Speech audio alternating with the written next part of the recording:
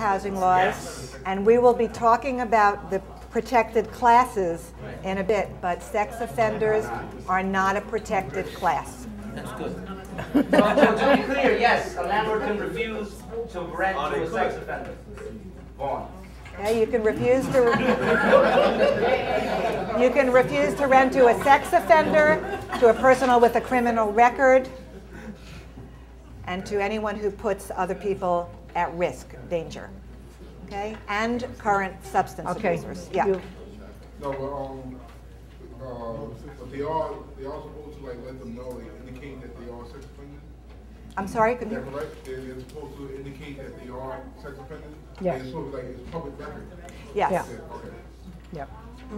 We don't check criminal record. Excuse me? Any kind of criminal record, no matter if it's a misdemeanor or anything, incriminating law? You can, yes, you can use that as a basis as long as you are consistent across the board and you apply it evenly and you don't apply it in a discriminatory fashion. Like white offenders are fine, but black offenders are Right, you got Exactly. it. What about if someone has child support payments or something like that? Can you use that as discrimination?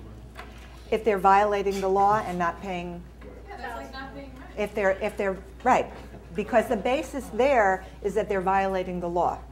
And as long as you say, I won't take anyone, you know, who is a criminal, violated misdemeanor, felony, as long as, again, you're consistent. The key to fair housing is treating everyone the same, using the same standards across the board and being consistent. Okay, and as long as you're not talking about a person who is in a protected class and will be going through all of the protected categories, then you can turn people down, and your landlords can turn people down for other reasons. If they're smokers, if, as Ann said, if they're drinkers, if they're current substance abusers, as long as it's not because of membership in a protected class, then your landlords, of course, still retain the discretion to take who they want. Okay? Any other questions about that? Okay, what about question number 3? Which acts are prohibited by the federal fair housing laws? A, B, and D. A, B, and D? A, B, and D. Refusing to show seller that, expressing a preference for young adults, good. I'm glad you caught that one. And marketing your listings exclusively in a religious publication. That is also prohibited. Those are exclusive. The word is exclusively. You can, as long as it goes into whatever the Brooklyn Daily News and the Catholic Weekly, then that's fine. But it can't just be in the Catholic Weekly or in the Jewish Forward or whatever. Excuse me. Now, you cannot be responsible for the readers, though it may be specifically a religious publication. Maybe people of non-denominational or different denominations. So you're right. You can't be, you're asking that but person when to be you responsible on both ends. Because non-religious people could read the paper, and therefore. No, you're not. You're just saying the law says that you should be not just targeting one audience.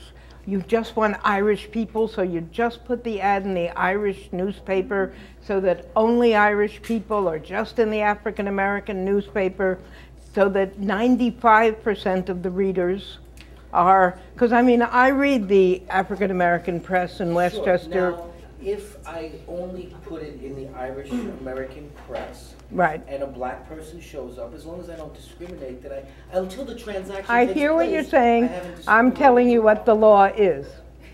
The perception, if you market it only in a publication that is targeted to a particular group, now maybe other people read it, but the magazine is targeting a particular group. If you market it only there, you are expressing a preference for the kind, it's a perception of who you're marketing to, that there is a preference for people of a particular background. And it That's may fine. be that they take other Okay, people, but we'll it's take a all the, perception. we have one hand here and a hand here. We'll get to all two. Okay, now let me, now what if it's a case where, the religious publication is free? Doesn't And matter. The only one that's free and everyone else is like, a lot of money, just, you want to be cheap and, Doesn't matter. Well, I don't It's, think I understand that, but you just can't say, unless you can find 3 or 4 different free places to put it. and that's probably the least of our concerns. I don't know how many of us in here advertise in just specific websites or newspapers that I only want gay and lesbian press. That's it. Okay, So even if you don't discriminate in your advertisement specifically, as long as it's in, only. If it's only in one kind of place, yes. Has there ever been a reported case where somebody actually? Yeah, there've been a lot of advertising cases. Right. And we're going to talk big, about big, advertising. major settlements. I mean, huge, millions of dollars. So, Just make sure that if you are marketing to a religious publication or a particular target audience, that you also put the ad in at least one general circulation publication. and MLS doesn't count. How about, what I was going to say is that not MLS, but let's just say that I Harmon advertise. Homes or, I'll give you an example that we would use, which is something he said is, maybe we would take a gay or lesbian magazine and put up an ad in one of those magazines. Now let's assume that that particular listing is also advertised on our website, which is available for viewing to the public. Would that count? no, you need something Okay, so more we'll put up an general. ad there, we'll put up an ad somewhere else, and that's Right. end of story. Right, Okay. yeah.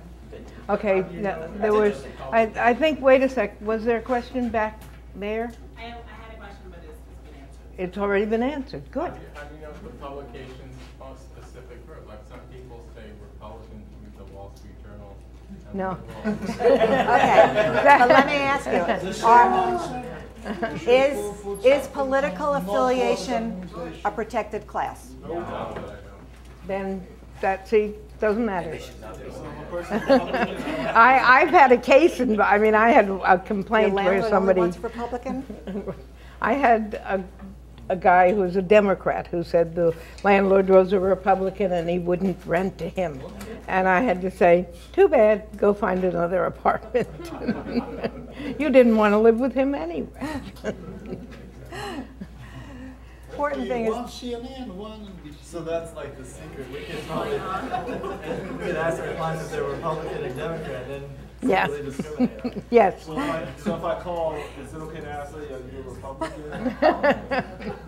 If that's what you want, if that's how you want to choose your clientele, you can do that. let me say, if you really want to find a way to discriminate, you can find a way to discriminate. It's a Right. matter of doing the right thing. And we're giving you tips to help you avoid liability. Do you want to ignore the tips? You're perfectly free to run your business the way And you want, but you're then you taking can the talk risk. to Anthony.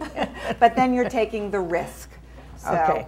these are tips to the best of our ability to help you avoid liability. Okay?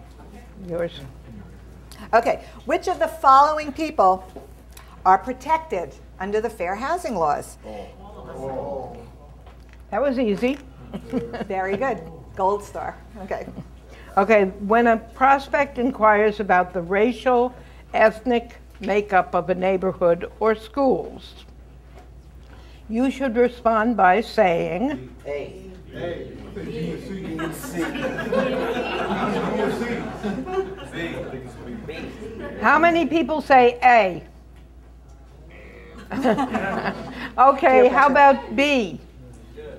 Wow. C? Oh, actually, it's We have a few C's here. How about, we have 2 C's. Oh, The second C. the second.